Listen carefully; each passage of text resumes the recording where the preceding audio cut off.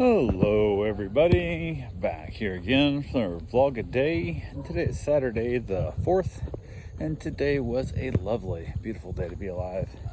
Got this morning fairly early-ish, earlier than I really needed to. Feels super weird not having our dogs here because I don't have any clients' dogs at the moment. It's super strange. So normally this time, like right when I get back from my cruise and stuff, like a trip, I'd be packed up with 5, 6 dogs, whatever type thing, and be overwhelmed. But it's kind of nice not having dogs here. So got this morning though, got a couple things done, got my dog out, all that kind of stuff. Headed outside to basically get the topper loose. I talked to my neighbor last night. He said he'd help me in the morning. So I went over there, wanted to get all the clamps and stuff off the topper so I could basically have him help me lift it off, set it on the ground. So got them loose, pulled the truck forward so there's room behind the truck to drop the topper. Then he hollered at me. He was already up. I wasn't sure if he was awake yet or not because he talked like, 8 a.m. kind of thing, but it was well before that, but he was luckily awake. So he came over and it was starting to rain. Like, of course it's freaking raining when we're trying to do this. Luckily it wasn't raining very hard. So he helped me lift it off, set it on the ground. Then we bullshitted for a little bit. His son came over and basically talked for, come here and checked on his dad, like, where'd dad go, kind of thing. So wandered over, got that done. It's my neighbor. It used to be next door to me. Now he's across the street and down one house, but I still own that house next to him. So that's where my truck, so that's where I park it. But he came over and was able to give me a hand, which worked out pretty easily for me.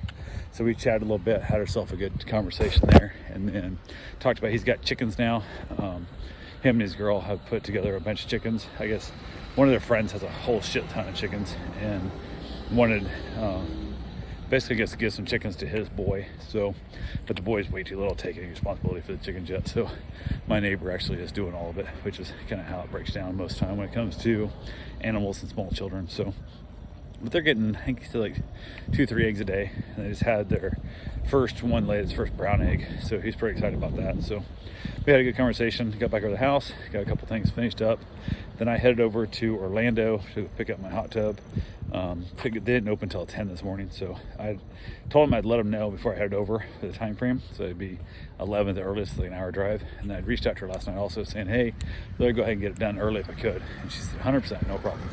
So she had somebody show up there to help drive the forklift, and she's not certified in the forklift. So went ahead and got that done, got the thing in there, got it paid for, got it all figured out, and then they went back, grabbed it, put it on the forklift, and met me at the loading door. Ended up just sticking it in the back of the truck. I thought we were going to stand it up on end the way she talked. I thought it was going to be on like a small pallet. Stand it up on end, and it wasn't. We just basically pushed it off. We drove the forklift up next to the truck and then pushed it off the forks, and then went to push down. He's like, went back. I'm like, no, lower the forklift all the way down so it rests on the bed of my truck so it doesn't just fall down to the bed of the truck. He's like, oh, okay, because the forks were on each side of my bed rail, so I was able to basically lower it down slowly, controllably, put it down, and then we get back forklift out. So threw a bunch of straps over it, through the top and stuff, the cover, then a start box, which I wanted to put underneath, and they said no, it'd crush it, do damage and stuff. I don't think it would, it's just foam in there, but listen to the experts. They are the ones that do this all the time. So went ahead and strapped it down. I had big car ratchet straps for hauling, they're 20,000 pound there for hauling actual strapping cars down on a trailer. So got all strapped down. I put my small motorcycle straps over top of the cover itself. They're like, oh, you should take 415, you shouldn't be on the interstate. I'm like, that's good. I strapped the shit out of this thing, ain't going anywhere. One around the back, a couple across the top, then the 4 small ones across the top, it ain't going nowhere at all. So I could have got down with 2 straps, but I got 7 straps on it, so we're good. So I headed out, ripped the interstate all the way home, not a problem at all. Went ahead and enjoyed myself a nice cigar on the way back and just kind of chilling out. Got here to the house, and I was like, oh, I'll call one of these other people. I was telling people I'd ask for help to get it out of the truck. I'm like, gravity will do 99% of the work. I just got to control the fall. So back to the truck. So we took the fence down, threw the truck in the backyard, got it backed up about where I wanted it. Went to drop it on the ground, and I was like, okay, cool, no big deal. Looked at it a couple times, went and told him, I'm like, hey, I'm getting ready to drop this thing. So you hear a bunch of screaming and yelling, you might want to call for help, but I should be fine. Slid that baby out of the truck, got a nice pivot point, tilted it down the ground, set it out, and basically kind of rotated it, and was able to basically control the drop. It's not that heavy. I mean, it's heavy, but it's more awkward than heavy. I found a good spot for a handhold, dropped that baby on the ground, had it flat on the ground, all good to go. Went in, let them know I was still alive, and I'm like, sweet, this worked out. perfect. Like, I didn't have to ask for any help, nothing. It was just a few minutes. Had that baby on the ground, cut all the plastic and stuff off it, and went to put it up against the wall where I was going to put it. And luckily, before I started filling it, I went ahead and installed the cover on it. And the design, they could just wouldn't take much. They made me a couple changes in the mold, which would make a much better hot tub. And I'm going to suggest that to them. They'll ignore it, but I'm going to suggest it anyway. Before the cord comes out, because it's just a plug-in right now, it's not hardwired. They didn't give me enough cord to put it where I wanted it, so I had to keep it closer to my outlet, which is not their fault. They're not going to give you a 100-foot cord. But where it was sitting, had it right up against the house, the top goes in on the house. But not only goes, it tilts up and over and lays down, so it folds in half, tilts over. But going up and down, it's rubbing against my house. And it's going to wear my top out and tear it all up. So I had to push it way out from the house. And then when I pushed it way out from the house, now the cord don't reach. So I have that as well. So I had to find the minimum spot it could be. And I put a slope in my patio that has a bit of a, like, so it drains, all the water drains away from the house. I don't want it standing water on my patio. And I put a bubble on it, put a big 6-foot level on there. And it's like a quarter bubble out, so it's not bad. And I talked to the lady at the sales office, and she said, "Oh, that's plenty." She goes, "That's not gonna be a problem at all." So she asked something about, I told her the filter's down this end. She goes, "Well, I would have done it, I would have turned it this way, so the low spot's on that side."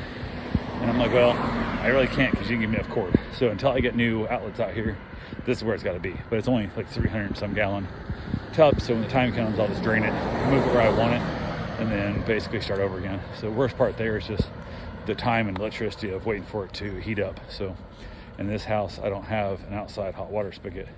Like the other place, I would hook up to my on-demand hot water heater and just fill my hot tub up with hot water.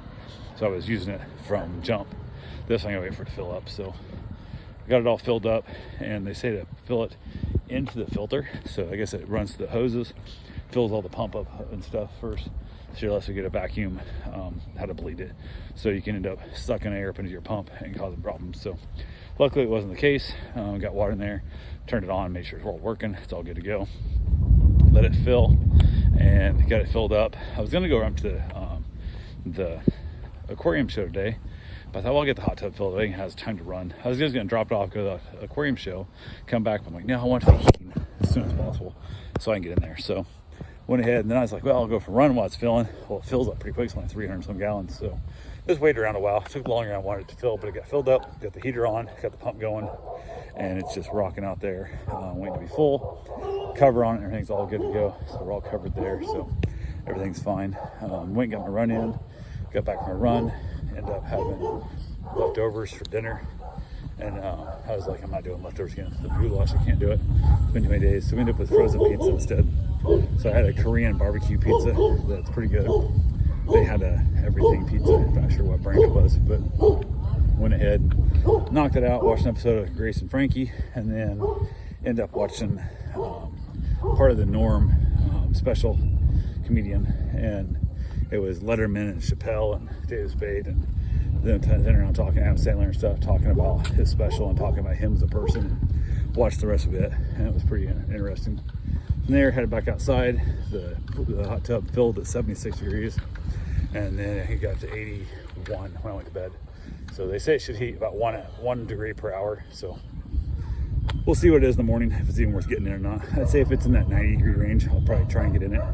90 plus, I'll try and see how it does, if it's worth getting in or not. Just kind of feel how the jets fit and all that good fun stuff. But we'll see how it does. Who knows? But yeah, other than that, pretty much same old, same old. Just kind of chilling out, taking it easy for the day, and got pretty lucky. Didn't hurt myself. I strained a little bit, tried to get that tub out of there, but wasn't injured or crushed in the whole process. But ended up getting the whole hot tub for like $5,300, tax and everything included. Didn't want the steps, which saved me like $500. I didn't like their steps. And then I got another $500 discount for just being a nice guy. And then I got a save $500 having them deliver it. So spent about 3 hours, I guess, probably 3.5 hours by the time I got it. I don't know if the delivery includes like dropping it off or actually putting it in place, but if it included setting it up, putting the top in, all that kind of stuff, within probably 3.5 hours, including my dry time both ways, waiting, getting it picked up, waiting for loading the truck, all that. So about 3.5 hours into it, save $500. So hey, I'll take $125 an hour, even if it's 5 hours. $100 an hour, I'll take $100 an hour any day of the week. So that's what we did, and it's all I got for now. I will talk to you guys tomorrow. Have yourself a safe, wonderful day. Thanks for watching.